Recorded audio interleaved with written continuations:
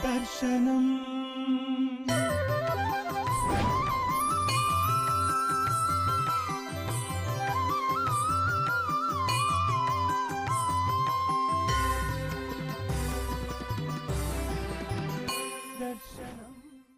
ఇప్పుడు మనం ఒక అద్భుతమైన కార్యక్రమం చూడబోతున్నాం. అది భగవద్గీతావధానం. శ్రీకృష్ణ ముఖోద్గీతమైన గీత.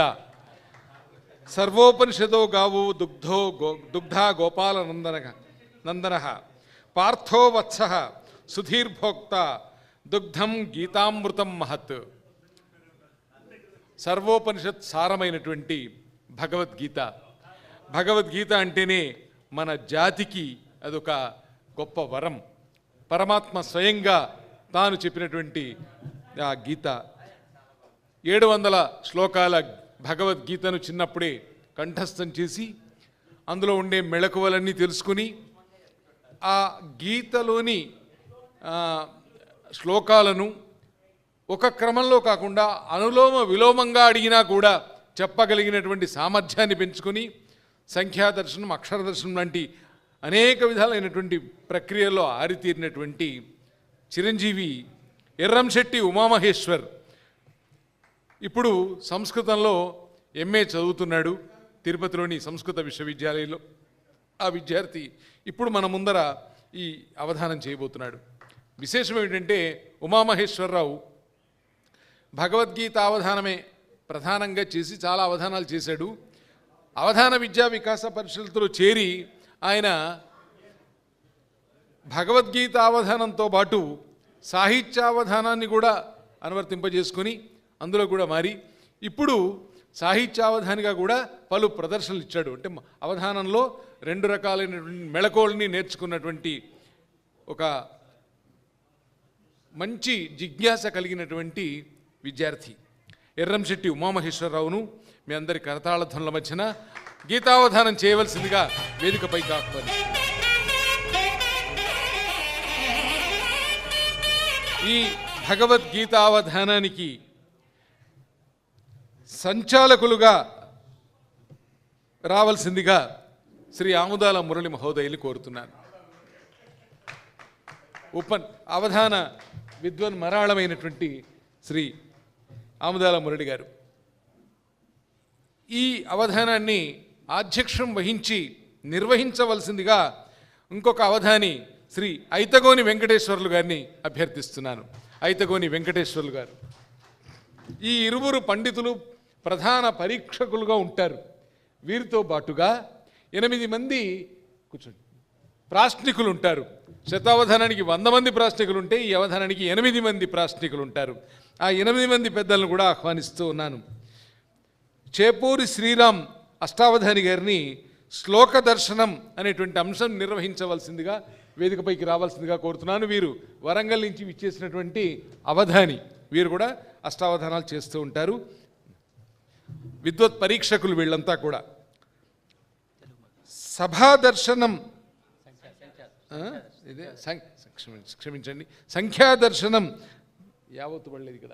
సంఖ్యాదర్శనం అనే అంశాన్ని నిర్వహించవలసిందిగా ఎదుగుతున్న మరొక అవధాని చిరంజీవి తెలుగు మధు. ఈ అబ్బాయి కూడా అవధాన విద్యా వికాస పరిషత్తులో అవధానాలు ప్రాక్టీస్ చేశాడు. తర్వాత అంత్యాక్షరి అనే అంశాన్ని నిర్వహించవలసిందిగా చిరంజీవి కీత ఉదయ్. ఈ అబ్బాయి కూడా అవధాన విద్యా వికాస పరిషత్ విద్యార్థి. ఇతను ఎంబీబీఎస్ చదువుతున్నాడు. భవిష్యత్తులో అవధానాలు చేస్తాడు.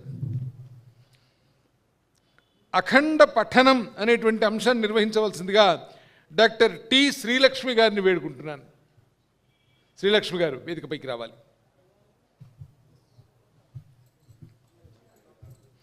డాక్టర్ టి శ్రీలక్ష్మి గారు. అధ్యాయ వివరణ అనే అంశాన్ని నిర్వహించవలసిందిగా ప్రముఖ విద్యావేత్త శ్రీ బుద్ధోజీ చౌదరి గారిని ఆహ్వానిస్తూ ఉన్నాను. వీరు ఉపాధ్యాయ శిక్షణా సంస్థలో ఆచార్యులుగా అలాగే ప్రాచార్యులుగా పనిచేసినటువంటి పెద్దలు, మాకు అత్యంత ఆప్తులైన మిత్రులు బుద్ధోజీ గారు. ఇందాకే చెప్పాను మీకు, ఒక శ్లోకాన్ని అనులోమంగా విలోమంగా కూడా ఈ అబ్బాయి చెప్పగలడు. విలోమ పఠనం అనే అంశాన్ని నిర్వహించవలసిందిగా శ్రీమతి మండపాక అరుణకుమారి గారిని అభ్యర్థిస్తున్నాను. అమ్మ రండి. సంస్కృత భాషలో చక్కని ప్రావీణ్యం కలగడమే కాకుండా ఎంతోమందిని సుసంస్కృత శిక్షితులను చేస్తున్నటువంటి సోదరిమణి శ్రీమతి కైప పద్మావతి గారిని అక్షర దర్శనం అనే అంశాన్ని నిర్వహించవలసిందిగా వేడుకుంటున్నాను. వారిని వేదికపైకి రమ్మని కోరుతున్నాను. కైప పద్మావతి గారు. ఇక ఈ కార్యక్రమంలో, ఈ అష్టావధాన శతావధాన కార్యక్రమాల్లో అలుపెరగకుండా పరిశ్రమిస్తున్నటువంటి మా ఆత్మీయ మిత్రులు శ్రీ కేవీఎన్ ఆచార్య గారు, ఇక్కడ ఉన్నటువంటి కైప వీళ్లకు ఈ మధు, తెలగ మధు, తర్వాత వీళ్ళందరికీ కూడా ఆ ఉమామహేశ్వరరావు కూడా గురువులైనటువంటి వారు శ్రీ కేవీఎన్ ఆచార్య గారు. కేవీఎన్ ఆచార్య గారు రిటైర్డ్ ప్రిన్సిపల్. ఆయన అప్రస్తుత ప్రసంగం చేసి అవధాని ఏకాగ్రతను చెడగొట్టడానికి ప్రయత్నం చేస్తాడు. ఈ విధంగా ఈ 8 మంది పండితులు ఈ విద్యార్థిని పరీక్షిస్తారు. ఈ అవధానం ఎలా సాగుతుందో అక్కడ ఉన్నటువంటి న్యాయమూర్తులు 2 పెద్దలు ఉన్నారు, వారి సమక్షంలో ఈ అవధానం జరుగుతుంది.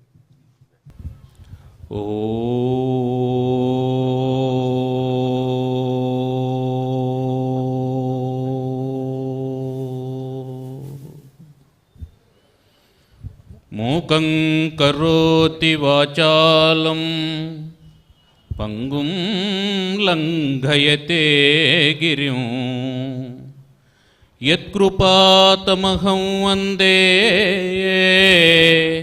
పరమానందమాధవం. యం బ్రహ్మా వరుణేంద్ర రుద్రమరుతః స్తున్వంతి దివ్యైస్తవైః వేదైః సాంగపదక్రమోపనిషదైః గాయంతి యం సామగాః ధ్యానావస్థిత తద్గతేన మనసా పశ్యంతి యం యోగినో యశాంతం న విదుఃసురాసురగణైః దేవాయ తస్మై నమః. భీష్మద్రోణతట జయద్రథజలా గాంధారనీలోత్పలా శల్యగ్రాహవతి కృపేణ వహనీ కర్ణేన వేలాకులా అశ్వత్థామ వికర్ణ ఘోరమకరా దుర్యోధనావర్తిని స్తోతీర్ణా ఖలు పాండవైః రణనదీ కైవర్తకః కేశవః కైవర్తకః కేశవః. ఆ కేశవునికి నమస్కరించి శృంగేరి పీఠాధిష్టాన అధిపతులైనటువంటి జగద్గురువుల యొక్క దివ్యాశీస్సులతో జరుగుతూ ఉన్నటువంటి ఈ కార్యక్రమంలో అంతర్భాగంగా ఈనాడు భగవద్గీత అష్టావధానాన్ని మనం ఆట విడుపు కార్యక్రమంగా ఏర్పాటు చేసుకోలేదు, అత్యంత అవసరమైన కార్యక్రమంగా ఏర్పాటు చేసుకున్నామని మనం చేస్తున్నాను. ఇప్పుడు ఉన్నటువంటి దేశకాల పరిస్థితులను, మానవుల యొక్క ఆలోచన విధానాన్ని మనం పరిశీలించిన తర్వాత వెంటనే మనం పాఠ్యాంశాల్లో భగవద్గీతను చేర్చకపోతే జాతి నిర్వీర్యమైపోతుందనేటువంటి మాట మాత్రం అక్షర సత్యం. మనం బ్రతికున్నటువంటి కాలంలోనే మనం చూస్తూ ఉండగానే కనీసం మన మనవాళ్ళైనా భగవద్గీతను పాఠ్యాంశాల్లో చదవాలి. ఇది మనందరి ఆకాంక్ష కావాలి. ఆ ఆకాంక్షను నెరవేర్చడానికి భగవంతుడు 11వ అవతారం ఎత్తినా నష్టం లేదని నేను కోరుకుంటూ, చిరంజీవి ఎర్రంశెట్టి ఉమామహేశ్వరరావు గారు మా విద్యార్థి, అవధాన విద్యా వికాస పరిషత్తు ద్వారా అవధానం చేయడం ఎలాగో నేర్చుకున్నటువంటి వాడు స్వీయ సాధనతో భగవద్గీతను కంఠస్థీకరణం చేసి అనులోమ విలోమంగాను అక్షరక్రమంలోనూ పాదక్రమంలోనూ చెప్పగలిగినటువంటి వైదుష్యాన్ని సంపాదించుకున్నటువంటి వాడు. ఆ అబ్బాయి చక్కగా అవధానాలు కూడా చేయగలడు. ఇదివరకు చాలా వేదికల మీద అవధానాలు కూడా చేసి ఉన్నాడు. వీలు వెంబడి అతని అవధానాలు కూడా ఏర్పాటు చేసేటువంటి అవకాశం ఉంది. ఉత్సాహవంతులు ఎవరైనా ఏర్పాటు చేయొచ్చు, ఏమి ఇబ్బంది లేదు. ఆ విధంగా అవధాన విద్యా వికాస పరిషత్తులో శిక్షణ పొందినటువంటి మరొక 2 విద్యార్థులు ఉన్నారు. వారు వివిధ కోర్సులను చదువుతూ కూడా తెలుగు పద్యం పట్ల ఆసక్తి కలిగినటువంటి వారై అవధానం పట్ల అనురక్తులై అవధానాన్ని చేయడానికి పూనుకున్నారు. వీళ్ళందరూ కూడా మాకు ఆశాదీపాలు, మాకు మాత్రమే కాదు తెలుగు వారందరికీ ఆశాదీపాలు. తెలుగు పద్యం బ్రతుకుతుంది. తెలుగు భాష ఏదేదో ఐక్యరాజ్య సమితి చెప్పిందని అంటున్నారే, అంతరించేటువంటి భాషల లిస్టులో తెలుగు భాష ఉందని. అదేం జరగదు. వీళ్ళందరూ అవధానాలు చేయడం మొదలైనప్పుడు తెలుగు భాష ఉజ్వలంగా వెలుగుతుందని ఆకాంక్షిస్తూ ఈ భగవద్గీత అవధాన సభకు ఆధ్యక్షం వహిస్తున్నటువంటి వారు మిత్రులు, మా సోదరులు శ్రీ ఐతగోని వెంకటేశ్వర్లు గారు. వారు కూడా శతావధాని, చక్కగా అవధానాలు చేయగలిగినటువంటి వారు. వారి పద్యం, వారి ఆసుధార ధారాపాతంగా వేగంగా ఉంటుంది. అనసోమ జ్యోతిర్గమయ అనగానే జ్యోతి వచ్చింది. ఇప్పుడు ఐతగోని వెంకటేశ్వర్లు గారు తమ అధ్యక్ష సందేశాన్ని ఇచ్చిన తరువాత అవధానం ప్రారంభమవుతుంది. గీతావధాన సంచాలకులు సోదరులు శతావధాని విద్వన్మనారము శ్రీ ఆమ్దాల మురళి గారికి, అదేవిధంగా ఈ సభలో ఉన్నటువంటి పెద్దలందరికీ నమస్సుమాంజలు. చాలా ప్రశంసా పాత్రమైన కార్యక్రమం. ఇక్కడ దత్తాత్రేయ సోదరులు వారి సాహిత్య కృషిని మనం చాలా ప్రశంసించాలి. తప్పకుండా ప్రతి సంవత్సరం దర్శనం తరపున మహానుభావులైనటువంటి గురువులు, ధార్మిక రంగాన్ని ఉత్తేజం చేస్తున్నవారు, అందరికీ మన భారతీయ ధర్మం గురించి స్ఫురణ కలిగిస్తున్న పెద్దలు వారిని గురు సత్కారం చేత గౌరవించడం ఇది చాలా సంప్రదాయమైనది. ఎటువంటి కాలమైనా కూడా, కాలంలో ఎంత మార్పు వచ్చినా కూడా మన జాతి ఏంది, మన తత్వం ఏంటి, మనం ఎవరము, మన మూలం ఏమిటి అనేది, అంటే నాగరికత మారినా సంస్కృతి మారకూడదు. నాగరికత వేషధారణకు సంబంధించింది, సంస్కృతి అనేది మన ఆత్మకు సంబంధించింది. మన ఉనికి అనేది ఉండాలి. ఈ ప్రపంచంలో మనం అనుకుంటున్న ఈ సనాతన ధర్మము, ఐందవతత్వము ఉంటేనే సుఖంగా ఉంటుంది. ఇక మిగతా విషయాల గురించి సోదరులు మాట్లాడారు కాబట్టి సమయాన్ని దృష్టిలో పెట్టుకొని ఈ భగవద్గీత దాని గురించి చెప్పాల్సిన పని లేదు, సోదరులు చెప్పారు. తప్పకుండా ఒకటి మాత్రం స్ఫూర్తిగా ప్రతి పాఠశాలలో పిల్లల చేత తీరిక ఉన్నప్పుడు మనం చదివిపియాలి. ఆ ప్రయత్నం నేను కూడా మా పాఠశాలలో చదివించిన. పిల్లలు నేర్చుకుంటారు, నేర్పించే విధానం అనేది ఒకటి ఉంటుంది. నేర్చుకోరు అనేది ఏమీ లేదు. ఒక్క మాట చెప్పి నేను ముగిస్తా. ఇంతకుముందు పోతన భాగవత పద్యపఠన పోటీలు జరిగాయి. మా వాళ్ళు చాలామంది పిల్లలు నేర్చుకోవట్లేదు సార్ అది ఇది అన్నారు. నేను ఒక 4 రోజులలోనే 40 పద్యాలు నేర్పించిన. మా పాఠశాల పిల్లలే జిల్లా స్థాయిలో అబ్బాయిల విభాగంలో, అమ్మాయిల విభాగంలో ఫస్ట్ సెకండ్ వచ్చారు. అంటే ఏ విద్యకైనా ఒక రహస్యం ఉంటుంది. అవధానం చేయాలంటే ధారణ రహస్యం ఒకటి ఉంటుంది. ఆ ధారణకు అనుగుణంగా పద్యాన్ని నిర్మిస్తే ఇలా ఎన్ని పద్యాలైనా ధారణ చేయవచ్చు. అంటే దానికి సాధన, తపస్సు కావాలి, దానికి కాస్త శ్రమ కావాలి, సమయము ఇవ్వాలి, నియమ నిష్టలు కావాలి. అవన్నీ కలిగి ఈ భగవద్గీతను కంఠస్థం చేసి ఎన్నో ప్రదర్శనలు ఇచ్చిన ఉమామహేశ్వర్ అంటే శిష్యులు, నిన్న గురువుగారు నాగపని శర్మ గారు ఒక మాట చెప్తూ వారి ఎవరో గురువు అనేది, గురువులు దొరకడం సులభం కానీ శిష్యులు దొరకడమే కష్టం అన్నట్టు మాకు ఆ కష్టాన్ని లేకుండా చేసి మా ఆధ్వర్యంలో వారు విశేషమైన సేవలు అందించారు. ఇప్పటికి 4 అవధానులు తయారైనారు. అందులో ఉమామహేష్ సాహిత్య అవధానం కూడా చేస్తుండ్రు. పెద్దలందరూ కూడా ఆశీర్వదించాలని కోరుతూ సంచాలకుల వారిని సభను నడపవలసిందిగా అభ్యర్థిస్తున్నాను. ధన్యవాదాలు ఐతుగోని వెంకటేశ్వర్లు గారికి. సభాధ్యక్షుల అనుమతితో ఈ అంశాలను గురించి ఒక్కసారి వివరణ చెప్పి, ఇవి సాహిత్యావధానం కంటే భిన్నంగా ఉంటాయి కాబట్టి అది ఒక అవగాహన కోసం ఆ అంశాలను ఒక్కసారి చెప్పి ఆ తర్వాత అవధాని తన ప్రార్థనతో అవధానం ప్రారంభం చేస్తాం. మొట్టమొదటి అంశం శ్లోక దర్శనం చేపూరి శ్రీరామ్ గారు చేస్తారు. వారు కూడా అవధాని. శ్లోక దర్శనం అంటే ఏదో ఒక అధ్యాయం, ఆ అధ్యాయంలో ఎన్నో శ్లోకం, ఆ శ్లోకం నంబర్ చెప్పగానే ఆ శ్లోకం మొదటి పదం చెప్పగానే ఆ శ్లోకాన్ని పూర్తిగా వారు చెప్తారు. ఇది శ్లోక దర్శనం. రెండో అంశం సంఖ్యా దర్శనం, తెలుగు మధు. ఈ సంఖ్యా దర్శనం అనేది ఆ శ్లోకం నంబర్ అడిగితే ఆ శ్లోకం చెప్పడం. ఇన్నో శ్లోకం చెప్పాలి అని అంటే ఏ అధ్యాయంలో ఏ శ్లోకం చెప్పాలి అంటే అది చెప్పడం. మూడో అంశం అంత్యాక్షరి, ఉదయ్ నిర్వహిస్తారు. అంత్యాక్షరిలో అది భగవద్గీతలో ఉండేటువంటి శ్లోకం కానీ లేదా ఏదైనా శ్లోకం కానీ ఏదైనా పద్యం కానీ వారు చదివిన తర్వాత ఆ చివరి అక్షరంతో ప్రారంభమయ్యేటువంటి భగవద్గీత శ్లోకం చెప్తారు. ఒకవేళ ఆ అక్షరంతో ప్రారంభమయ్యే భగవద్గీత శ్లోకం లేకపోతే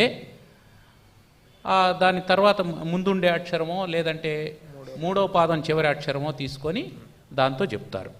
తర్వాత నాలుగో అంశం అఖండ పఠనం శ్రీలక్ష్మి గారు నిర్వహిస్తారు. వారు ఎక్కడో ఒక చోట ఏదో ఒక అధ్యాయంలో ఒక శ్లోకాన్ని చదవడం ప్రారంభం చేస్తారు. అక్కడి నుంచి మిగతా శ్లోకాలన్నీ చదువుతూ, అంటే వారు చదవరు, వారు చదివి ఆపేసిన వెంటనే అవధాని గారు వరుసగా ఆ శ్లోకాలు చెప్తూ వస్తారు. వారు ఆపమనేంత వరకు అది ఆ అధ్యాయంతోనే అయిపోవచ్చు, మరుసటి అధ్యాయంలోకి కూడా వెళ్ళచ్చు. ఆ విధంగా అది కొనసాగుతూ ఉంటుంది. దాన్ని అఖండ పఠనం అంటారు. ఐదో అంశం అధ్యాయ వివరణ. బుద్ధోజు చౌదరి గారు అంశాన్ని నిర్వహిస్తారు. ఇందులో ఏదో ఒక అధ్యాయం చెప్పగానే 9వ అధ్యాయం అనగానే ఆ అధ్యాయం పేరు చెప్పి ఆ అధ్యాయంలో చెప్పినటువంటి విషయాన్ని సంగ్రహంగా అవధాని వివరిస్తారు. ఇది అధ్యాయ వివరణ. తర్వాత ఆరో అంశం విలోమ పఠనం. విలోమ పఠనాన్ని శ్రీమతి మండపాక అరుణకుమారి గారు నిర్వహిస్తారు. వారు ఏదో ఒక అధ్యాయంలో ఒక శ్లోకాన్ని అడుగుతారు. ఆ శ్లోకాన్ని 4వ పాదం, 3వ పాదం, 2వ పాదం, 1వ పాదం అట్లా వెనక నుంచి చెప్పడం జరుగుతుంది. దాన్ని విలోమ పఠనం అంటాం. తర్వాత 7వ అంశం అక్షర దర్శనం. దీన్ని కైక పద్మావతి గారు నిర్వహిస్తారు. అక్షర దర్శనం ఏమిటంటే ఏదో ఒక అధ్యాయం, ఎన్నో నెంబర్ శ్లోకం, ఎన్నో పాదం, ఏదో ఒక అక్షరం. ఉదాహరణకి 11వ అధ్యాయం 12వ శ్లోకం 2వ పాదం 3వ అక్షరం అన్నారంటే ఆ అక్షరం ఏమిటో చెప్తారు. అది వారు నిర్వహించేటువంటిది. ఇక 8వ అంశం అప్రస్తుత ప్రసంగం కేవీఎన్ ఆచార్య గారు. ఇది సాహిత్యావధానంలో లాగే ఇందులో కూడా ఉంటుంది. అయితే వారు కొంత వెసులుబాటు తీసుకొని భగవద్గీతకు సంబంధించినటువంటి మరికొన్ని విషయాలను రాబట్టడం కోసం ఆ ప్రస్తుత ప్రసంగంలో ప్రసంగం చేయొచ్చు. అది సభను అనుసరించి, అవధాని యొక్క మానసిక స్థితిని అనుసరించి, ప్రాశ్నికుల స్థితిని అనుసరించి ఉంటుంది. అంటే కేవలం అవధాని యొక్క ధారణను అడ్డగించడం కోసమే కాబట్టి సభారంజకమైనటువంటి ప్రశ్నలు అడగచ్చు, కాస్త వివరణాత్మకమైనటువంటి ప్రశ్నలు కూడా అడిగితే ఇంకొంత విజ్ఞానదాయకంగా ఉంటుంది. ఇది అంశాల యొక్క వివరణ. ఇప్పుడు అవధాని తమ దైవ ప్రార్థనతో అవధానాన్ని ప్రారంభం చేస్తారు. ఓం నమో భగవతే వాసుదేవాయ. పార్థాయ ప్రతిబోధితాం భగవతా నారాయణేన స్వయం వ్యాసేన గ్రథితాం పురాణమునినా మధ్యే మహాభారతం అద్వైతామృతవర్షిణీం భగవతీం అష్టాదశాధ్యాయినీం అంబ త్వామనుసందధామి భగవద్గీతే భవద్వేషిణీం. నమోऽस्तु ते వ్యాస విశాల బుద్ధే ఫుల్లారవిందాయతపత్రనేత్ర येन त्वया भारततैलपूर्णः प्रज्वालितो ज्ञानमयः प्रदीपः వసుదేవసుతం దేవం కంసచాణూరమర్దనం దేవకీ పరమానందం కృష్ణం వందే జగద్గురుం అని జగద్గురువైన ఆ శ్రీకృష్ణ పరమాత్మను నమస్కరిస్తూ, తొలి గురువులైన తల్లిదండ్రులకి నమస్కరిస్తూ, ఇప్పుడు నేను చదువుతున్నటువంటి కోర్సు మా విశ్వవిద్యాలయంలో ఆచార్య అని చెప్తాం. అక్షరాలను నేర్పించినప్పటి నుండి ఆచార్య వరకు, అక్షరముల నుండి ఆచార్య వరకును, ప్రీతితోడ సుగుణ రీతితోడ విద్య నేర్పినట్టి విబుధులు ఎందరో వారి కంజలింతు భక్తితోడ అని అక్షరాలు నేర్పించినప్పటి నుండి ఆచార్య చదువుతున్నటువంటి నేటి వరకు విద్య నేర్పించినటువంటి గురువులందరికీ కూడా నమస్కరిస్తూ, నేను ఈరోజు భగవద్గీత అవధానం చేయడానికి చిన్నప్పటి నుండి కూడా మా తల్లిదండ్రులు భగవద్గీతను నేర్పించడం ఒక కారణం. చిన్నప్పుడు నాకు ఒక 2 అధ్యాయాలు మాత్రమే వచ్చు, భక్తి యోగం అలాగే పురుషోత్తమ యోగం. ఆ 2 అధ్యాయాలు చదివినప్పటి నుండి భగవద్గీతను మొత్తం చదవాలి, ఎప్పటికైనా నేర్చుకోవాలనేటువంటి తపన అయితే ఉండేది. కానీ నేర్పించేటువంటి గురువు దొరకాలి కదా, అలాగే ఒక సందర్భం లేదా ఒక స్థితి మనిషికి కలగందే ఆ రంగంలో ఇంకా ఉన్నత స్థితికి వెళ్ళలేం. అలాగే ఒక గురువు నాకు రాష్ట్రీయ సంస్కృత విశ్వవిద్యాలయంలో భగవద్గీతను నేర్పించడానికి అంగీకరించి నాకు మొత్తం భగవద్గీతను నేర్పించినటువంటి రాష్ట్రీయ సంస్కృత విశ్వవిద్యాలయం శిక్షాశాస్త్ర విభాగం ఆచార్యులు ఏ సచ్చిదానందమూర్తి గారిని ఈ సందర్భంగా మనస్సులో ధ్యానించుకుంటూ, చిన్నప్పటి నుండి కూడా భగవద్గీతను చదవమని ఎంతగానో ప్రేరేపించి ప్రోత్సహించి ఆశీర్వదించినటువంటి ఆధ్యాత్మిక గురువులు శ్రీ విశ్వవిజ్ఞాన విద్య ఆధ్యాత్మిక పీఠాధిపతులు. ఎందుకంటే వారి సమక్షంలో నేను భగవద్గీతను చదివినప్పటి నుండి వారు ఎప్పుడు కలిసినప్పటికీ కూడా భగవద్గీతను నేర్చుకోండి, భగవద్గీతను చదవండి అని ఎంతగానో వారు ఆశీర్వదించారు. అందుకనే ఆ మాట మనస్సులో అలా స్థిరంగా ఉండిపోయి ఆధ్యాత్మిక తత్వం వైపు, అలాగే ఉపనిషత్తుల వైపు, అలాగే భగవద్గీతను నేర్చుకోవడంలో ఒక మంచి భావన నా మనస్సులో కలిగింది. ఆ రకమైనటువంటి ఆధ్యాత్మిక భావనను కలిగించినటువంటి ఆధ్యాత్మిక సద్గురువర్యులైన పిఠాపురం శ్రీ విశ్వవిజ్ఞాన విద్య ఆధ్యాత్మిక పీఠాధిపతులు ఉమరాలిషా స్వామివారిని ఈ సందర్భంగా స్మరించుకుంటూ ధ్యానించుకుంటూ, తరువాత అవధానాన్ని ఆరంభించినప్పటి నుండి సాహిత్య అవధానం చేయాలనేటువంటి కుతూహలం కూడా ఎంతో ఉంది నాకు చిన్నప్పటి నుండి.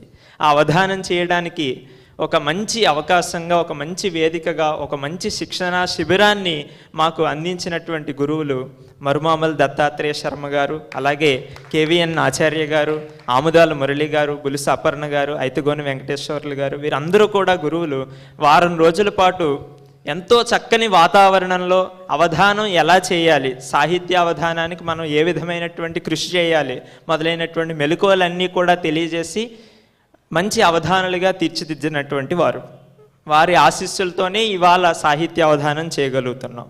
ఆ విధంగా అవధానాన్ని చేయడంలో ఉన్నటువంటి మెలకువలన్నింటినీ కూడా నేర్పారు. ఈరోజు అవధానాన్ని చేయడానికి కూడా అవకాశాన్ని కల్పించారు. అవకాశాన్ని అందించినటువంటి దర్శనం, విశేషంగా ఆధ్యాత్మిక ధార్మిక సేవా కార్యక్రమాలను ఎన్నో చేపట్టేటువంటి ఒక అద్భుతమైన ఎంతో మహత్తరమైనటువంటి సంస్థ ఈ శతావధానాన్ని నిర్వహిస్తూనే ఈ శతావధాన కార్యక్రమంలో భాగంగానే ఈరోజు భగవద్గీత యొక్క ప్రసారాన్ని మనం ఇంకా విశ్వవ్యాప్తం చేయాలి, భగవద్గీతలో ఉన్నటువంటి బోధనల్ని మనం ఇంకా అందరికీ అందించాలి, దానికి ఒక మాధ్యమంగా నన్ను కూర్చోబెట్టి వాళ్ళ అవధానం చేస్తున్నటువంటి దర్శనం శర్మ గారికి కూడా విశేషించి నమస్కారాలు తెలియజేస్తూ, ఈరోజు ప్రాశ్నికులుగా పాల్గొంటున్నటువంటి వారికి, అలాగే ప్రేక్షకులుగా వీక్షిస్తూ ఆశీర్వదిస్తున్నటువంటి పెద్దలందరికీ కూడా నా యొక్క నమస్కారాలు తెలియజేస్తూ, విలంబం లేకుండానే అవధానాన్ని ప్రారంభిద్దామని కోరుకుంటూ, ఇప్పుడు శ్లోక దర్శనం అనేటువంటి అంశం చేపూరి శ్రీరామ్ గారు అంశాన్ని ఇస్తారు. ఓం సభాయ నమః. అధ్యక్షులకు సంచాలకులు నమస్సులు తెలియజేస్తూ, చిరంజీవి అవధానికి ఆశీస్సులు అందజేస్తూ ఆ శ్లోకం: బలం బలవతాం చాహం కామరాగ వివర్జితం ధర్మా విరుద్ధో భూతేషు కామోస్మి భరతర్షభ. ఇది 10వ అధ్యాయంలో 7వ అధ్యాయంలో 10వ శ్లోకం. 7వ అధ్యాయంలో 10వ శ్లోకం. మనందరం కూడా మనకేదో బలం ఉంది, నేను చేయవలసినటువంటి పనులన్నీ చేసేస్తున్నాను కదా, నాకు ఈ శక్తి సామర్థ్యాలు అన్నీ ఉన్నాయి కదా అనుకుంటాం. కానీ మనందరిలో ఉన్నటువంటి బలం ఎవరు ఇచ్చారు అంటే నేనే ఇచ్చానని కృష్ణ పరమాత్మ చెప్తున్నారు. బలం బలవతాం చాహం. ఎవరైతే బలవంతులుగా ఉన్నారో ఆ బలవంతుల యొక్క అందరి బలం కూడా నాదే అని చెప్తున్నారు. ఎందుకు అలా చెప్తున్నారంటే ఈశ్వర సర్వభూతానాం హృదయశీర్జన తిష్టతి భ్రామయన్ సర్వభూతాని యంత్రారూఢాని మాయే అని 18వ అధ్యాయంలో 61వ శ్లోకంలో చెప్తారు. అంటే మనందరిలో కూడా ఒక శక్తి దాగి ఉంది. ఆ శక్తి కారణంగానే మనం ఏ పనినైనా కూడా చేయగలుగుతున్నాం. పొద్దున్న లేచినప్పటి నుండి రాత్రి నిద్రపోయేంత వరకు మనకు తెలియకుండానే మనం శ్వాస తీసుకుంటున్నాం. మనకు తెలియకుండానే మన శరీరంలో అనేక కార్యకలాపాలు జరుగుతున్నాయి. అన్నిటినీ కూడా నడిపించేది ఏది అని మనం ప్రశ్నించుకుంటే, ఒకసారి విశ్లేషించుకుని ఆలోచించుకున్నప్పుడు మనకు తెలుస్తుంది మనకి తెలియనటువంటి ఒక అద్భుతమైన శక్తి మనలో దాగి ఉంది అని. ఆ శక్తే పరమాత్మ. ఆ పరమాత్మే నేను బలంగా ఉండి మిమ్మల్ని అందరినీ నడిపిస్తున్నానని భగవద్గీతలో చెప్తున్నారు. కామరాగ వివర్జితం. ఆ బలం కూడా ఎటువంటిది అంటే కేవలం వ్యక్తిగతమైన, కేవలం స్వార్థ ప్రలాప సంబంధమైనటువంటి విషయాలకు ఉపయోగపడేటువంటి బలం కాదు. విశ్వశ్రేయోదాయకమైనటువంటి కార్యాలకు ఉపయోగించేటువంటి బలాన్ని విశేషించి నేను అందిస్తానని అక్కడ వ్యాఖ్యానం ద్వారా మనం వివరించుకోవచ్చు. ఆ విధంగా బలాన్ని నేనై ఉన్నాను అని ఆ శ్లోకం ద్వారా చెప్తున్నారు. అవధాని గారు ఈ దర్శనం అంటున్నారు. మానవులు అసలు దర్శించాల్సింది ఏంటి? ఆ బలాన్నే దర్శించాలండి. ఇప్పుడే చెప్పుకున్నాం కదా, ఆ శక్తి మనలో ఏదైతే బలం ఉందో దాన్నే దర్శించాలి. అదే ముఖ్యమైన బలం. 2వ అంశం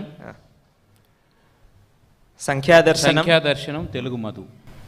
అవధానుల వారికి, సభలో ఉన్న పెద్దలందరికీ నమస్కారాలు. అవధాని గారు, అష్టమోధ్యాయంలోని 27వ శ్లోకం చెప్పాల్సిందిగా కోరుతున్నాను. నైతే శృతి పార్థజానన్ యోగి ముహ్యతి కశ్చన తస్మాత్ సర్వేషు కాలేషు మామనుస్మర యుధ్యచ. తర్వాత 3వ అంశం, మీరు ప్రేక్షకుల్లో ఉండేవాళ్ళు కూడా ఫోన్లలో మీ భగవద్గీతను ఓపెన్ చేసుకోవచ్చు, అదేమి ఇబ్బంది లేదు. అదొక సౌకర్యం ఉంది కాబట్టి అది కూడా చేసుకోవచ్చు. ఇప్పుడు 3వ అంశం అంత్యాక్షరి. ఉదయ్. అంత్యాక్షరి. అందరికీ వందనాలు. అవధాని గారు, నేను ఒక పద్యం చెప్తాను, దాని చివరి అక్షరంతో మీరు భగవద్గీతలోని శ్లోకం చెప్పాల్సిందిగా కోరుతున్నాను. ప్రతిమల పెండ్లి సేయుటకు 100,000 వ్యయించుగాని దుఃఖితమతులైన పేదల ఫకీరుల శూన్యములైన పాత్రలన్ మెతుకు విదల్పదీ భరతమేదిని 33 కోట్ల దేవతలగవడ్డ దేశమున భాగ్యవిహీనుల క్షుత్తులారునే. నే నకారం. జాషువా గారి పద్యం నేతో అంతమైంది. నేతో నా నకారంతో ఏదైనా చెప్పచ్చు. నేతో ఉండేటివి కూడా ఉన్నాయి. నకర్తృత్వం న కర్మాణి లోకస్య సృజతి ప్రభు నకర్మఫల సంయోగం స్వభావస్తు ప్రవర్తతే. ఈ శ్లోకం 5వ అధ్యాయంలో ఉంటుంది. అవధాని గారు, ఈ అవధానంతా కూడా అవధానం చేసేటప్పుడు పంచగట్టుకొని అవధానం చేస్తారు. ఏమైనా సౌకర్యంగా ఉంటుందా? పంచకట్టుకుని అవధానం చేయడంలో సౌకర్యం ఏంటని మీ ప్రశ్న. పంచగట్టుకుని అవధానం చేయడంలో ఒక ధార్మికత ఉందండి. మన యొక్క ప్రాచీన భారతీయ సంస్కృతిని మనం చూపించి ఉన్నట్లు, అలాగే ఒక గొప్ప శక్తి మన వస్త్రధారణలో కూడా ఉంటుందండి. మనం కూర్చునేటువంటి స్థానంలో, అలాగే మనకు ఉన్నటువంటి వాతావరణంలో, అలాగే మనం ధరించినటువంటి వస్త్రాలను అనుసరించి కూడా ఒక శక్తి దాగి ఉంటుంది. ఇదే ఆసనంలో నేను జీన్స్ ప్యాంటు టీషర్ట్ వేసుకుని కూర్చున్నాను అనుకోండి, ఇలా నేను చెప్పలేను. పంచె కట్టుకుని చక్కగా నేను ధార్మికంగా ఒక మంచి సంస్కారబద్ధమైనటువంటి వస్త్రాలను ధరించి ఒక మంచి వ్యక్తిగా కూర్చున్నప్పుడు లోపల తెలియకుండా ఒక శక్తి వస్తుంది. ఆ శక్తి కోసమే ఈ విధమైనటువంటిది. అవధానంలో పంచులు బాగా పడాలంటే పంచి కట్టుకోవాలి. తర్వాత 4వ అంశం అఖండ పఠనం. శ్రీ టి శ్రీలక్ష్మి గారు అష్టావధానాలు శతావధానాలకి పృచ్ఛకురాలుగా వెళ్ళాను, కానీ గీతావధానానికి పృచ్ఛకురాలుగా రావడం ప్రప్రథమం. ఈ అవకాశం కల్పించిన పెద్దలకి నమస్కరిస్తూ ధన్యవాదాలు తెలియజేసుకుంటూ చిరంజీవిని ఆశీర్వదిస్తూ అప్రకాశో ప్రవృత్తిశ్చ ప్రమాదో మోహయేవచ. అప్రకాశో ప్రవృత్తిశ్చ ఇది 14వ అధ్యాయంలో ఉంటుందండి. 14వ అధ్యాయం 14వ శ్లోకం దగ్గర నుండి అడుగుతున్నారు. 13వ శ్లోకం దగ్గర నుండి 14వ అధ్యాయం 13వ శ్లోకం అక్కడి నుండి పుస్తకాలు ఉన్నవారు చూడవచ్చు. అప్రకాశో ప్రవృత్తిశ్చ ప్రమాదో మోహ ఏవచ తమస్యేతాని జాయంతే వివృద్ధే కురు నందన యదా సత్వే ప్రవృద్ధేతు ప్రళయం యాతి దేహభృత్ తదోత్తమ విదాం లోకానమలాన్ ప్రతిపద్యతే రజసి ప్రళయం గత్వా కర్మసంగిషు జాయతే తథా ప్రలీనస్తమసి మూఢయోనిషు జాయతే కర్మణస్సుకృతస్యాహు సాత్వికం నిర్మలం ఫలం రజసస్తు ఫలం దుఃఖమజ్ఞానం తమసః ఫలం సత్వాత్ సంజాయతే జ్ఞానం రజసో లోభ ఏవచ ప్రమాదమోహౌ తమసో భవతో జ్ఞానమేవచ ఊర్ధ్వం గచ్చంతి సత్వస్థా మధ్యే తిష్టంతి రాజసాః జఘన్యగుణ వృత్తిస్థాః అధో గచ్చంతి తామసాః అని. ఈ 14వ అధ్యాయంలో 3 గుణాలు మనకి సత్వగుణం, రజోగుణం, తమోగుణం. ఈ 3 గుణాల యొక్క ప్రభావం ఏ విధంగా ఉంటుంది, ఈ 3 గుణాలు మనల్ని ఏ విధంగా నడిపిస్తాయి మొదలైన విషయాలన్నింటినీ కూడా తెలియజేశారండి. ప్రధానంగా మనం కోట్ చేసేటువంటి అంశం సత్వాత్ సంజాయతే జ్ఞానం అనేటువంటి అంశం ఇందులో ఉంటుంది. సత్వగుణం వల్లనే జ్ఞానం ప్రాదుర్భవిస్తుంది అనేటువంటి అంశాన్ని ఇందులో పరమాత్మ తెలియజేశారు. వారికి ధన్యవాదాలు. అటు తర్వాత అంశం అధ్యాయ వివరణ శ్రీ బుద్ధోజు చౌదరి గారు. అవధాని గారు, నిర్వాహకులు, అధ్యక్షులు, సహపృచ్ఛకులు, రసజ్ఞులైనటువంటి ప్రేక్షకులు, 11వ అధ్యాయం 11వ అధ్యాయం గురించి అడిగారండి. 11వ అధ్యాయం పేరు విశ్వరూప సందర్శన యోగం. ఇందులో 55 శ్లోకాలు ఉన్నాయి.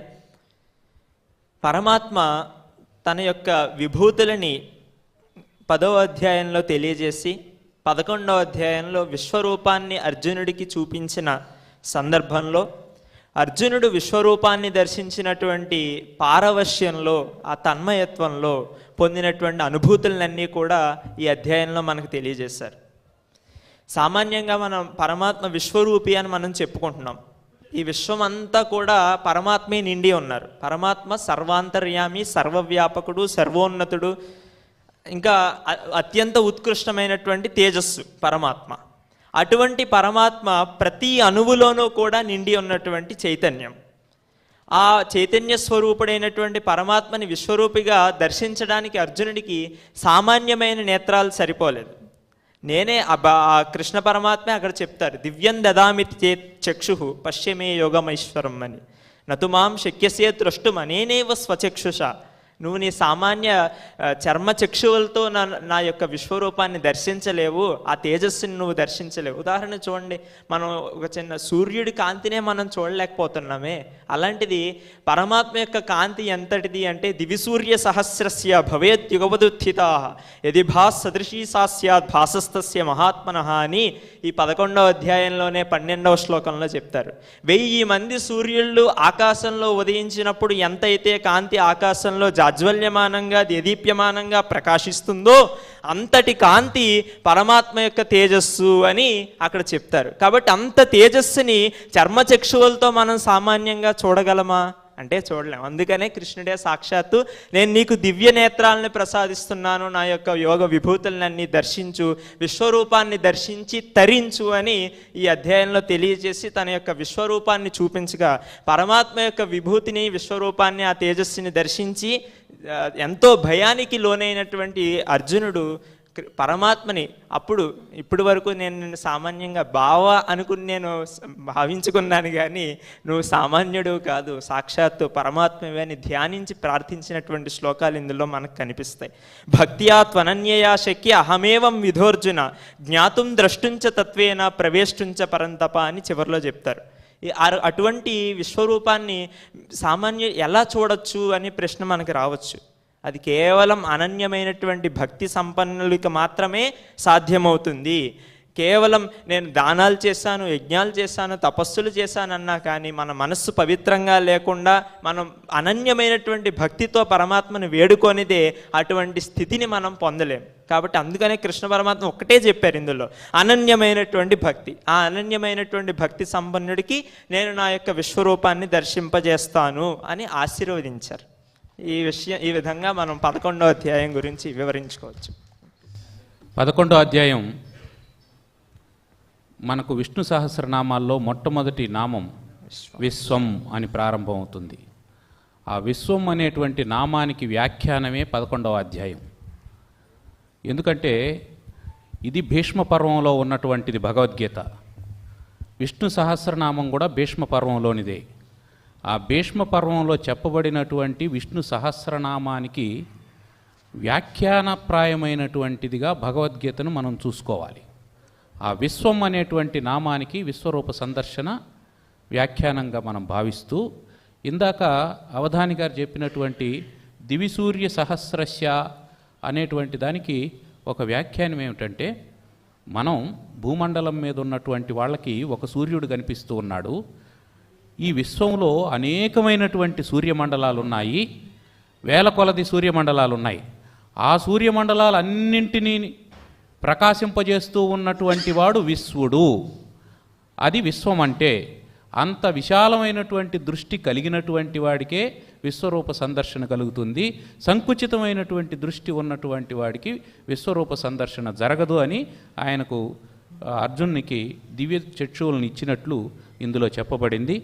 మంచి వివరణ ఇచ్చినటువంటి అవధాని గారికి కృతజ్ఞతలు తెలియజేస్తూ, తర్వాత అంశం విలోమ పఠనం. విలోమ పఠనం వెనక నుంచి ముందుకి ఈ అంశాన్ని మండపాక అరుణ్ కుమారి గారు నిర్వహిస్తారు. సభాయ నమః. నా సహా మిత్రులకి అవధాని గారికి నమస్కరిస్తూ, నాకు ఈ అవకాశం ఇచ్చిన శ్రీ దత్తాత్రేయ శర్మ గారికి నమస్కారాలు తెలుపుకుంటూ, నా అంశం 12వ అధ్యాయం 6వ శ్లోకం. 12వ అధ్యాయం 6వ శ్లోకాన్ని ఇప్పుడు విపరీత క్రమంలో చెప్పాలండి, విలోమ క్రమంలో. అంటే 4వ పాదం, 3వ పాదం, 2వ పాదం, 1వ పాదం. మాంధ్యాయంత ఉపాసతే అనన్యేనైవ యోగేన మయి సన్యస్య మత్పరాః ఏతు సర్వాణి కర్మాణి. అవధాని గారు చెప్పు ఆ శ్లోకాన్ని, ముందు నుంచి చెప్పు ఆ శ్లోకాన్ని.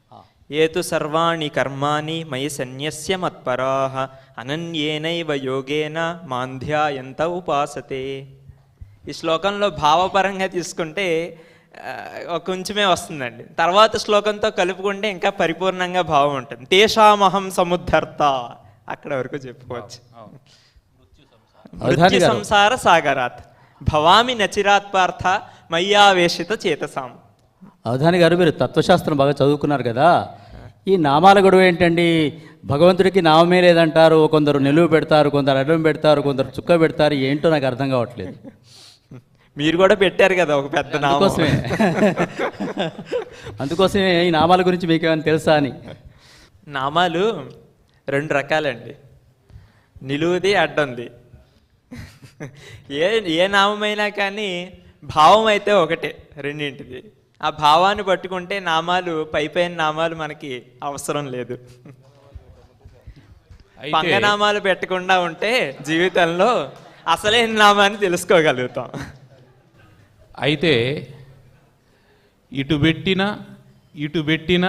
ఇటు పెట్టక లేదు ముక్తి ఇలలో వేమ అని వేమన గారు చెప్పారు. అది మాత్రం గుర్తుపెట్టుకోవాలని కోరుకుంటూ, తర్వాత అంశం అక్షర దర్శనం. అక్షర దర్శనాన్ని శ్రీమతి కైక పద్మావతి గారు నిర్వహిస్తారు. హరి ఓం. సభాయే నమః. శ్రీమాత్రే నమః. షష్టమాధ్యాయే షట్చత్వారింశత్ శ్లోకే ప్రథమపాదే అష్టమాక్షరం. 6వ అధ్యాయం 46వ శ్లోకం మొదటి పాదం 6వ అక్షరం. 6వ అధ్యాయం 46వ శ్లోకం మొదటి పాదం 6వ అక్షరం. 6వ అధ్యాయం 46వ శ్లోకం మొదటి పాదం 6వ అక్షరం కో. కోటిలో కో. శ్లోకం చెప్పు. తపస్విభ్యోధికో యోగి జ్ఞానిభ్యోపి మతోధిక కర్మిభ్యశ్చాధికో యోగి తస్మాత్ యోగి భవార్జున అని.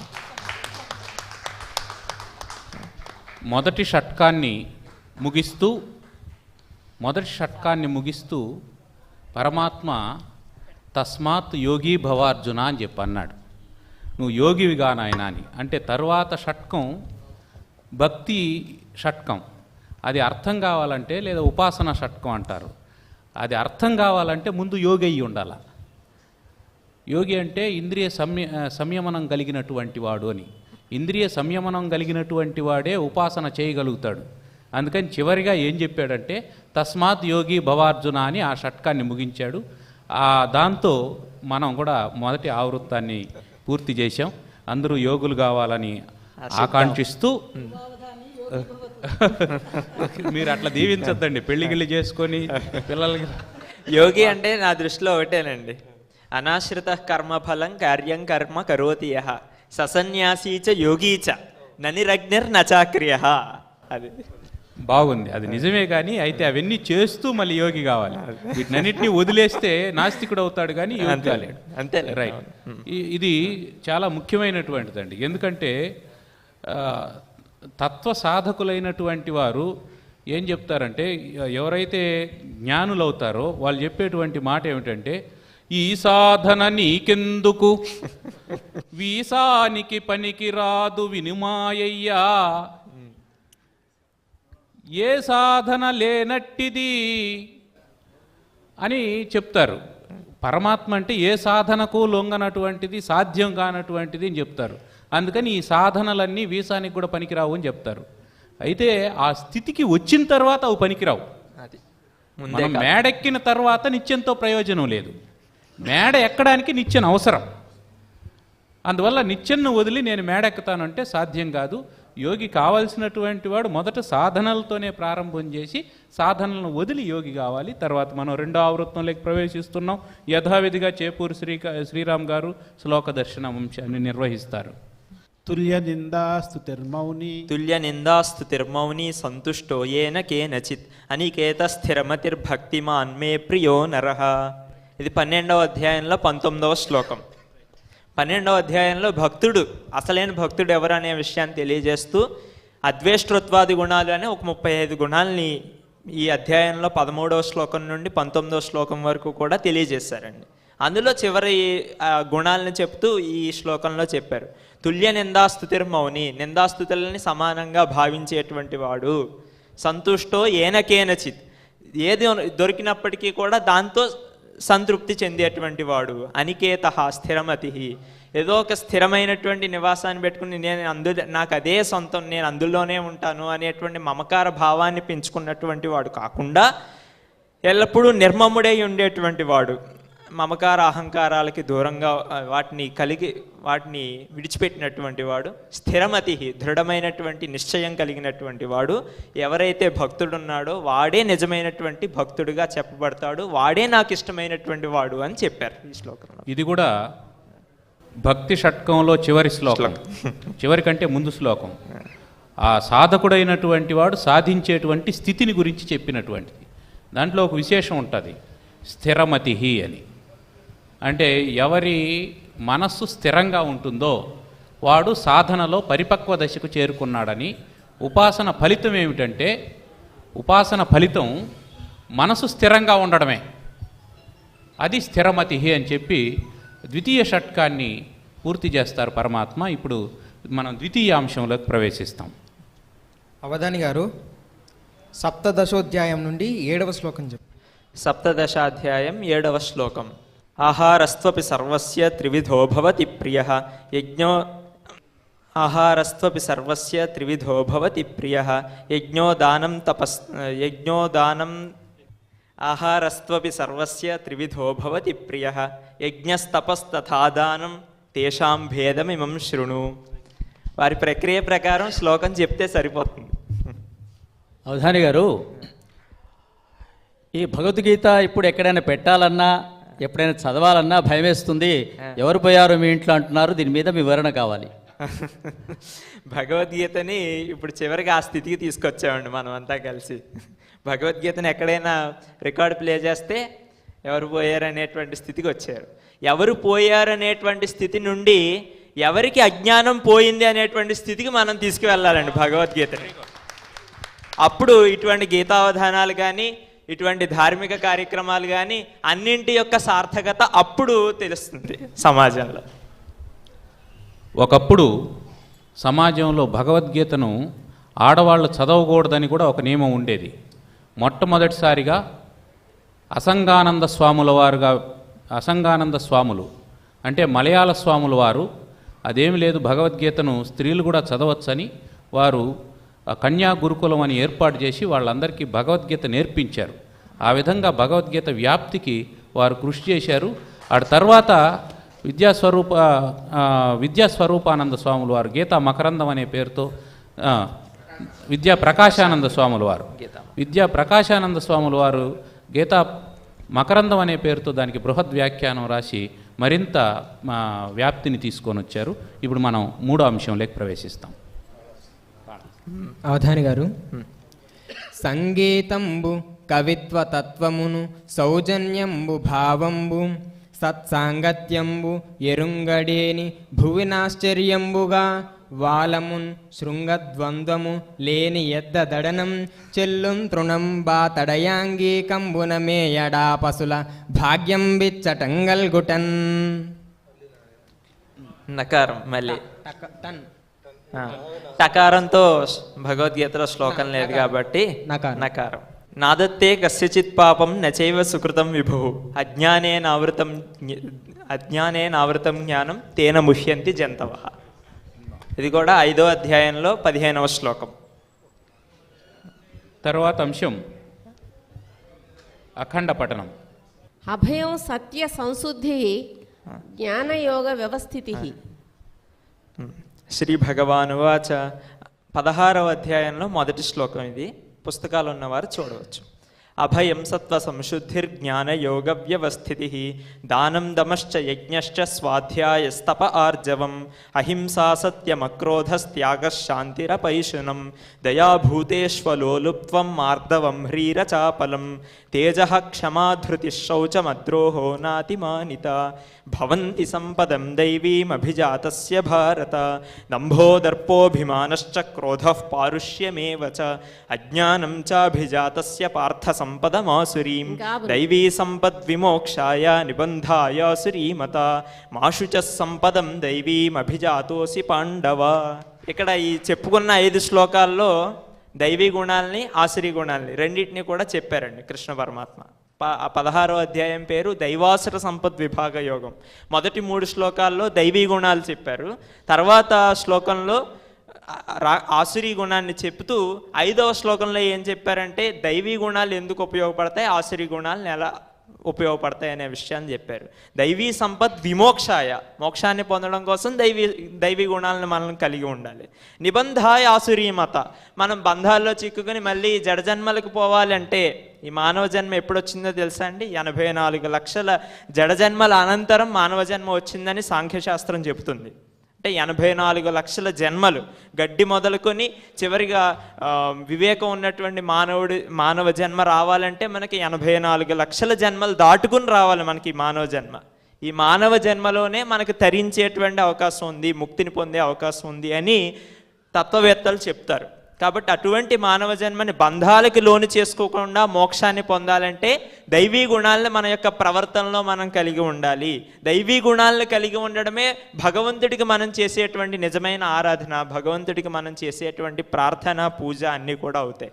ఆ ప్రకారంగా మన యొక్క ప్రవర్తనని చక్కపరుచుకుంటూ మనం భగవంతుడిని ప్రార్థించినప్పుడు ఇంకా త్వరగా మనం సిద్ధిని పొందేటువంటి అవకాశం మనకు కలుగుతుంది. అందుకని దైవీ గుణాలను మనం అలవర్చుకునే ప్రయత్నం చేద్దాం. ద్వితీయ షట్కం వరకు స్థిరచిత్త, మనసును స్థిరం చేసుకునేటువంటి టెక్నిక్ చెప్పినటువంటి భగవంతుడు ఆ తర్వాత మనలో వదిలిపెట్టేయాల్సినటువంటి గుణాలు ఏమిటి, మనం స్వీకరించాల్సినటువంటి గుణాలు ఏమిటి అని చెప్పారు. సాధారణంగా కర్మలు 3 రకాలు ఉంటాయని చెప్తారు. విహిత కర్మలు, నిషిద్ధ కర్మలు, తర్వాత ప్రాయశ్చిత్త కర్మలోని. విహిత కర్మలను చేయాలి, నిషిద్ధ కర్మలను చేయకూడదు. ఒకవేళ పొరపాటున విహిత కర్మలను చేయకపోయినా నిషిద్ధ కర్మలను చేసినా ప్రాయశ్చిత్త కర్మలు చేసుకోవాలని చెప్తారు. అందువల్ల అంత ప్రాయశ్చిత్తం వరకు వెళ్ళకముందే మనలో ఉన్నటువంటి ఆసురీ గుణాలను మెల్లమెల్లగా గుర్తించి వాటిని తొలగించుకోవాలి. ఆ తొలగించుకోకపోతే ఒక ప్రమాదం ఉంది. ఏమిటి అంటే, ఇప్పటి వరకు సాధన చేసినటువంటి వాడు నేను సాధకుణ్ణి, నేను భక్తుణ్ణి అనేటువంటి అహంకారానికి లోనై పతనానికి గురయ్యేటువంటి అవకాశం ఉంది. ఆ పతనావస్థను పొందకుండా ఉండాలంటే దైవాసుర సంపద్విభాగాన్ని తెలుసుకొని దైవీ గుణాలని సుప్రతిష్టం చేసుకొని ఆసురీ గుణాలని సాధనతో మెల్లమెల్లగా వదిలేయాల్సినటువంటి అవసరం ఉంది. తర్వాత అంశం. అవధాని గారు, ఇందాక సంచాలకులు వారు అన్నారు మీరు గీతావధాని నుండి సాహిత్యావధానిగా మారుతున్నారని. ఇది రూపాంతరం చెందడమా, రంగులు మారవడమా? రూపాంతరం చెందడమా, రంగులు మారవడమా? ఇదేం పార్టీ కాదండి, పక్క పార్టీకి జంప్ చేసినట్టు. కాబట్టి రూపాంతరం చెందినట్లు కాదు, రంగు మారినట్టు కాదు. ఒక పార్శ్వం అది, ఇంకొక పార్శ్వం ఇది. ఎందుకంటే మనందరికి కూడా రెండు పార్శ్వాలు ఉండాలండి. ఒకటి మనం చేసేటువంటి లౌకిక కార్యకలాపాలు అనేటువంటి ఒక పార్శ్వంలోనూ మనం నైపుణ్యాన్ని సాధించాలి. అలాగే మనం పరమార్థ తత్వాన్ని తెలుసుకోవడం కోసం చేసే సాధనలో కూడా మనం పరిపక్వతను సాధించాలి. కాబట్టి రెండు పార్శ్వాలు మనిషికి ముఖ్యము అని ఈ సందర్భంగా ఒక చిన్న ప్రశ్నకి ఒక చిన్న సమాధానంగా దాన్ని కూడా అన్వయిస్తూ చెప్పేస్తున్నాం. అయిపోయిందా? సాధారణంగా లక్షణాలు రెండు చెప్తుంటారు, తటస్థ లక్షణం అని, స్వరూప లక్షణం అని. తటస్థ లక్షణం అంటే తాత్కాలికంగా ఉండి వెళ్ళిపోయేది, స్వరూప లక్షణం అంటే శాశ్వతంగా ఉండేది. కాకవత్ దేవదత్తస్య గృహం అంటే కాకి కూర్చొని ఉండేదే దేవదత్తుని ఇల్లు అని చెప్తారు. కాకి ఎప్పుడు అక్కడ కూర్చొని ఉండదు, ఇంటిని చూపించేసి కాకి వెళ్ళిపోతుంది. కానీ ఆ ఇంటికి ఉన్నటువంటి కిటికీలు, తలుపులు, ద్వారబంధాలు ఇవన్నీ చూసిన తర్వాత స్వరూప లక్షణం అనుకుంటాం.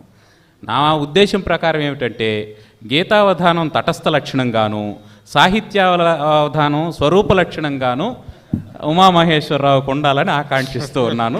తర్వాత అంశం. అవధాని గారు 14వ అధ్యాయం. 14వ అధ్యాయం పేరు గుణత్రయ విభాగ యోగం. ఇందులో 27 శ్లోకాలు ఉన్నాయి. ఇందులో ఇంతకుముందు మనం చెప్పుకున్నాం సత్వగుణం, రజోగుణం, తమోగుణం, ఈ 3 గుణాల యొక్క విశ్లేషణని తెలియజేసి గుణాతీతమైనటువంటి స్థితికి ఎలా చేరాలనే విషయాన్ని మనకు తెలియజేస్తూ గుణాతీతుడి యొక్క లక్షణాలను కూడా కృష్ణ పరమాత్మ ఇందులో చెప్పారు. సత్వగుణం, రజోగుణం, తమోగుణం, ఈ 3 కూడా ప్రకృతి వల్ల మనలో కలిగి మనల్ని ఈ పనులన్నీ కూడా చేసేటట్టు మనల్ని ప్రేరేపిస్తున్నాయి. ఉదాహరణ తీసుకుందాం. సత్వగుణం ఎలా ప్రేరేపిస్తుందంటే మనకి జ్ఞానం వైపు వెళ్ళమని, ఏదో తెలుసుకోమని, లేదా మంచిగా ప్రవర్తించమని, ఈ విధంగా సత్వగుణం మనల్ని ప్రేరేపిస్తుంది. రజోగుణం ఏం చేస్తుంది? ఈర్ష్యని కలిగేలా చేస్తుంది, అరిషడ్ వర్గాలని మనలో ప్రేరేపింపజేస్తుంది. రజోగుణం ఆ ప్రకారంగా ఉంటూ మనల్ని లోభానికి గురి చేస్తుంది. తమోగుణం అయితే మొత్తం మోహం, అజ్ఞానంలో మనల్ని పాడేస్తుందని చెప్పారు. ఈ 3 గుణాలు కూడా మనకి మనం పనులు చేయడానికి ఈ 3 గుణాలు కారణం. సత్వాత్ సంజాయతే జ్ఞానం, ఇంతకుముందు మనం చెప్పుకున్నాం. సత్వగుణం ఉంటే ఊర్ధ్వం గచ్చంతి సత్వస్థాహ, మనం ఉన్నత లోకాలకి చేరుకుంటాం. అంటే ఉన్నతంగా మన జీవన మార్గం ఉంటుంది, మన యొక్క జీవన విధానం ఉన్నత విలువలతోటి ఉంటుంది. భగవద్గీత కేవలం ఆధ్యాత్మిక గ్రంథమే కాదండి, మన యొక్క సామాజికమైనటువంటి జీవన విధానాన్ని కూడా సంస్కరింపజేసేటువంటి గ్రంథం. మనల్ని జీవితంలో ఒక చక్కని మార్గంలో నడిపించేటువంటి విలువల్ని మనకి భగవద్గీత అందిస్తుంది. ఇక్కడ ఏం చెప్తున్నారు? సత్వగుణాన్ని కలిగి ఉంటే నువ్వు జీవితంలో మంచి స్థానానికి వెళ్తావు అని చెప్తున్నారు. అలాగే జీవితంతో పాటు మనం పారమార్థికంగా కూడా ఉన్నత స్థితికి చేరుకునే అవకాశం ఉంటుంది. ఈ ప్రకారంగా రజోగుణంలో ఉంటే లోభానికి, అరిషడ్ వర్గాల ప్రభావాలకి మనం గురవుతాం. ఈ రజోగుణం సామాన్యంగా ఏదన్నా పని చేయాలి, మనం ఏదో చెయ్యాలి అనేటువంటి కసిని కలిగిస్తుంది. ఏదో చెయ్యాలి అనేటువంటి దాన్ని మనం సత్వగుణం వైపు మరల్చుకుంటే ఉన్నత స్థితికి చేరుకుంటాం. దాన్ని తమోగుణం వైపు మరల్చుకుంటే నీచ స్థితులకు వెళ్ళిపోతాం. అందుకని ఈ గుణాలను 3ని కూడా మనం సమన్వయపరుచుకుంటూ చూసుకుంటూ ప్రతిరోజు ఆత్మవిమర్శన చేసుకుంటూ గుణాతీత స్థితికి ఎదగడానికి ప్రయత్నించాలి. బాగుంది. తర్వాత అంశం విలోమ పాఠం. 12వ అధ్యాయం 9వ శ్లోకం. 12వ అధ్యాయం 9వ శ్లోకం. మామిచ్ఛాప్తుం ధనంజయ అభ్యాసయోగేన తతో నశక్నోషి మయి స్థిరం అథ చిత్తం సమాధాతుం. బాగుంది. అనులోమంగా అథ చిత్తం సమాధాతుం న శక్నోషి మయి స్థిరం అభ్యాసయోగేన తతో మామిచ్ఛాప్తుం ధనంజయ. తర్వాత అంశం అక్షరదర్శనం. అక్షరదర్శనం. యువయోగి ద్విసప్తతి శ్లోకే ద్వితీయోధ్యాయే పంచమాక్షరం తృతీయ పాదే 72వ శ్లోకం. 2వ అధ్యాయం 72వ శ్లోకం 3వ పాదం 5వ అక్షరం. పంచమాక్షరం. 2వ అధ్యాయం 72వ శ్లోకం 3వ పాదం 5వ అక్షరం. త త తకారం. ఏషా బ్రాహ్మీ స్థితి పార్థ నైనాం ప్రాప్య విముహ్యతి స్థిత్వా స్యామంతకాలేపి బ్రహ్మ నిర్వాణ మృచ్చతి అని సాంఖ్యయోగం చివరిలో ఈ శ్లోకాన్ని చెప్పి ముగించారు. అవధాని గారు, నాది చివరి ప్రశ్న. అవధానం అయిపోతుంది. ఈ 18 అధ్యాయాలు అన్నారు కదా, ఈ 18 సంఖ్యకి ఏమైనా గొప్పతనం ఉందా? 19 చెప్పుకోవచ్చు, 17 చెప్పుకోవచ్చు కదా, 18 ఎందుకు చెప్పుకోవాలి? 18 మంచి సంఖ్య అండి. 18కి 18 అధ్యాయాలు ఉన్నాయి భగవద్గీతలో. మహాభారతంలో 18 పర్వాలు ఉన్నాయి, 18 అక్షౌహిణుల సేన ఉంది. ఈ ప్రకారంగా 18కి చాలా ఒక విశిష్టత ఉంది. 18కి ఈ 2 ఆవృత్తాల్లో మనం భగవద్గీత యొక్క స్థూల సారాంశాన్ని మనం తెలుసుకున్నాం. ఇది ఆసక్తి కలిగించడం కోసం చేసినటువంటి ప్రయత్నం. చిరంజీవి ఎర్రంశెట్టి ఉమామహేశ్వరరావు అద్భుతంగా అవధానాన్ని చేశాడు. ప్రత్యేకించి ఆ చిరంజీవి ఆయా శ్లోకాలను వ్యాఖ్యానించడం గొప్ప విషయం. చాలామంది భగవద్గీత అవధానాలు చేసేవాళ్ళు ఉన్నారు, కానీ వాళ్ళు కేవలం శ్లోకం చెప్పి ఆపేస్తారు. కానీ మన చిరంజీవి ఉమామహేశ్వరరావు దాన్ని చక్కగా వ్యాఖ్యానం కూడా చేయడం ముదావహమైనటువంటి విషయం. కారణం ఏమిటంటే ఆయన ఉమరాలీషా పీఠంలో ఆ తత్వజ్ఞానాన్ని, తర్వాత వారి ఆచార్య కోర్సులో కూడా అద్వైత సిద్ధాంతాన్ని చదువుకోవడం ప్రధానమైనటువంటి విషయం తెలియజేస్తూ ఈ కార్యక్రమానికి సహకరించినటువంటి ప్రాశ్నికులకు అందరికీ కృతజ్ఞతలు తెలియజేస్తూ, ప్రేక్షకులందరికీ కూడా మరొకమారు కృతజ్ఞతలు తెలియజేస్తూ, మంగళం శ్రీ కురుక్షేత్రే రణక్షోణి విహారిణే పార్థసారథి రూపాయ గీతాచార్యాయ మంగళం. మంగళం కోసలేంద్రాయ మహనీయ గుణాత్మనే చక్రవర్తి తనూజాయ సార్వభౌమాయ మంగళం మంగళం. ఇవాళ ఈ శతావధానంలో నాకు గీతావధానాన్ని ప్రదర్శించడానికి అవకాశాన్ని కల్పించినటువంటి నిర్వాహకులు శ్రీ మరుమామల వెంకటరమణ శర్మ గారికి, మరుమామల దత్తాత్రేయ శర్మ గారికి ప్రత్యేకంగా నా యొక్క ధన్యవాదాలు తెలియజేస్తున్నాను. వారు ఎల్లప్పుడూ కూడా ప్రోత్సహిస్తారు, ఎంతగానో ప్రేరేపిస్తారు. వారికి ప్రత్యేక ధన్యవాదాలు తెలియజేస్తూ విరమిస్తున్నాను. స్వస్తి. వేదిక మీద 2 శతావధానులు ఉన్నారు. ఒకరు మా ఐతగోని వారు, ఒకరేమో ఆముదాల మురళి గారు. వీరికి తోడుగా మరొక 2 అవధానులను శతావధానుల వేదికపైకి ఆహ్వానిస్తున్నారు. శ్రీ మరణాన వారు, డాక్టర్ జిఎం రామశర్మ గారు. డాక్టర్ మరణాన గారు, డాక్టర్ జిఎం రామశర్మ శతావధాని గారు. ఈ 4 కలిసి గీతావధాన్ని సత్కరిస్తారు. ఇది ఒక మహదవకాశం. డాక్టర్ జిఎం రామశర్మ శతావధాని గారు.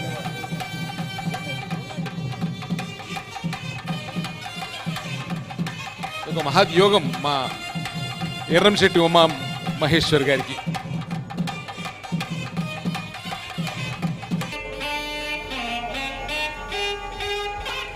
ఇది అదనపు సత్కారం. ఇందాకనే బరంపురం నుంచి వచ్చిన గంగరాజు గారు ప్రకటించారు, అతి త్వరలో ఉమామహేశ్వర్ అవధానాన్ని బరంపురంలో కూడా మనం చూద్దాం. దర్శనం